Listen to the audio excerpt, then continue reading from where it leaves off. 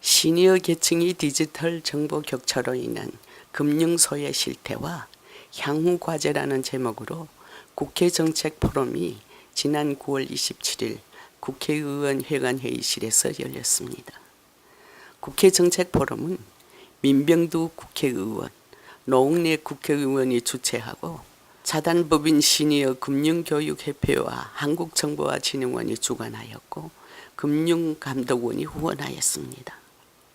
개회식에 이어 고령층 디지털 정보 격차와 디지털 보험 정책, 시니어 계층의 디지털 금융 소외 실태와 대응 방안 등 주제 발표가 있었고 시니어 금융교육협회 회장 윤덕흥 좌장이 종합 토론을 진행했습니다.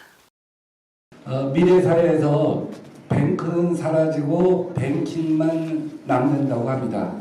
은행은 사라지고 점포는 없어지고 뱅킹이 그 역할을 다 대신한다고 하는 것이죠.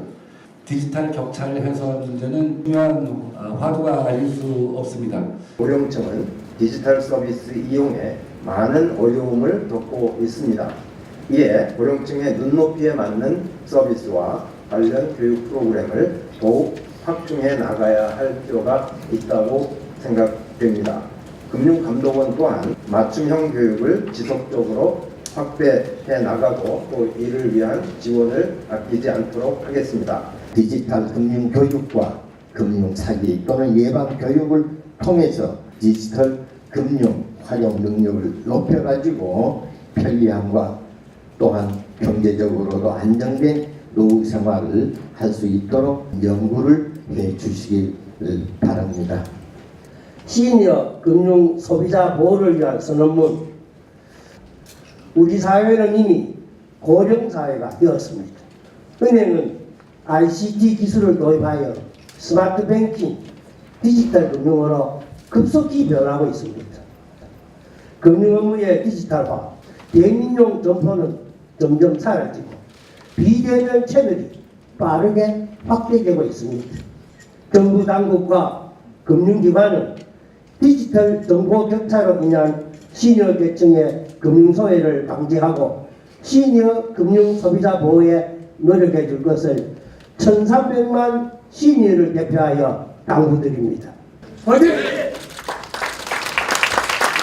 저는 가급적이면서 사회의 각 계층이 이런 정책 포럼을 자주 할 수 있도록 여러 가지 환경과 여하튼 노력을 다할 것입니다.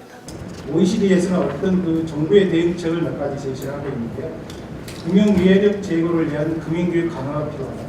그다음에 두 번째 오늘 이제 금융포용을 많이 얘기했습니다만 금융포용에 대한 정책 확대가 필요하고 세 번째 오늘 이제 나오지 않은 얘기입니다만 금융 소비자 보호를 위한 디지털 금융 상품에 대한 그런 상세한 공시라든가 투명성 확보 등에 대해서 지금 굉장히 공부를 하고 있습니다.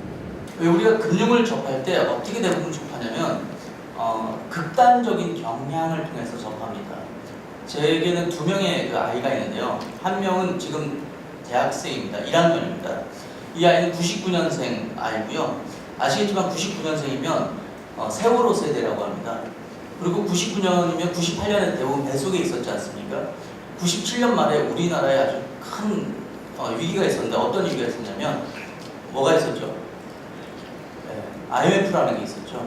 그 IMF라는 것을 경험하고 나서 아이가 뱃속에 있으면서 대부분 모차르트나 뭐 아니면 베토벤, 피카소나 뭐 마티스 이런 그림을 감상하는 그런 태교가 아니라 대부분 엄마 뱃속에서 어떤 소리를 듣냐면 뭐 기업, 도산, 실직, 연쇄부도 이런 얘기를 매일매일 듣는 거죠. 그러니까 이 아이가 어떻습니까? 태교를 통해서 뭘 배워요?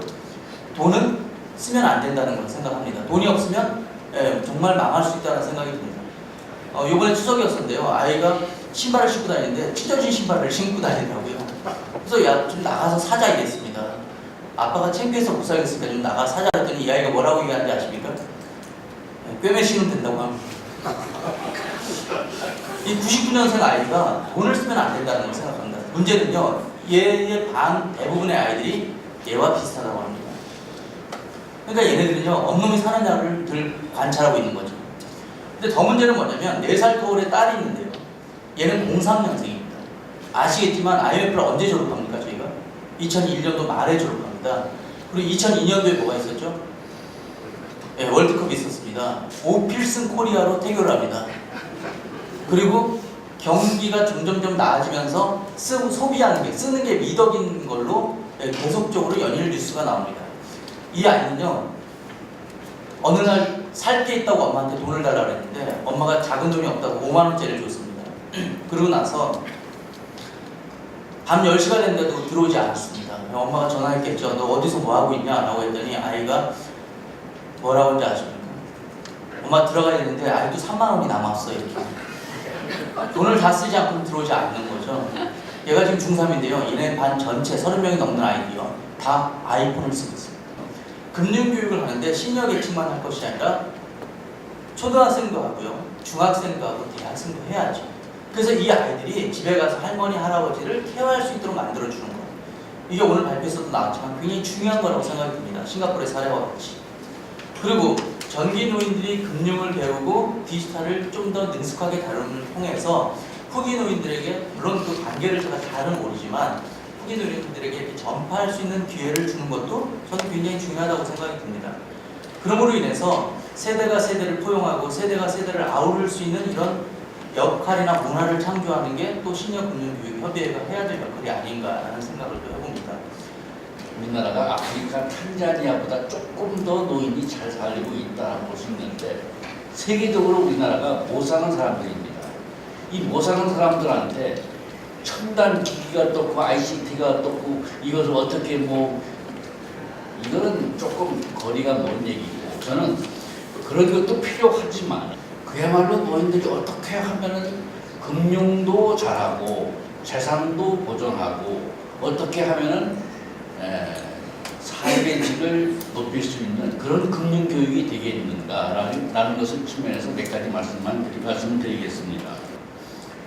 호자 송공법이라는 법이 있습니다. 이 법은 뭐냐? 이게 지금 노인이 가난하기 때문에 지금 그런 말씀을 제가 대안으로서 앞으로 이 금융교육협의회에서 그런 것들에 대한 대안도 제시를 할 필요가 있다라고 하는 것을 말씀드립니다. 송금법이라는 것은 자녀가 부모한테 돈을 송금합니다.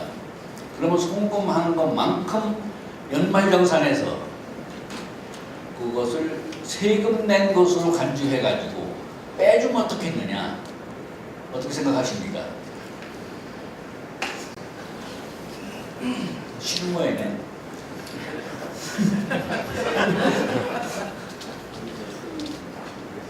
우리나라에서 이 법을 제가 그 학회 회장할 때 이 법을 만들자 국세청에 찾아갔습니다. 혼자 가면 뭐 할까봐 교수들 여러 사람들이 갔습니다. 갔더니 거절당했습니다. 왜 그러냐? 한국 사람들 무지하게 머리가 좋아서 지 엄마 통장에다가 돈 넣고 나중에 지가 뺏는다는 거예요.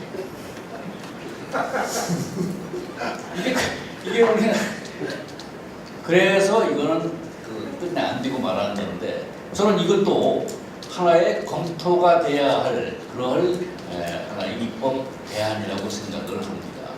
저희가 그 서대문구 은평구등에서 복지회관에서 시니어들 대상으로 정보화 교육을 몇 번 실시를 했었는데 그때 느꼈던 거는 이렇게 여러 사람을 모여놓고 하는 교육도 필요합니다.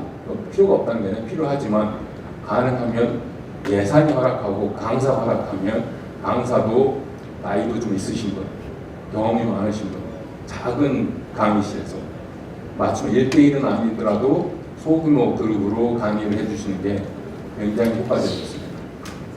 그래서 보면 그 시니어들 60대 이후 65세 이상, 70대 이상 된 분들도 보면 실버는 뉴스, 실버는 TV 이런 데 보면 나이는 굉장히 많으신데 적극적으로 젊은이 못지않게 활동하시는 분들이 계십니다.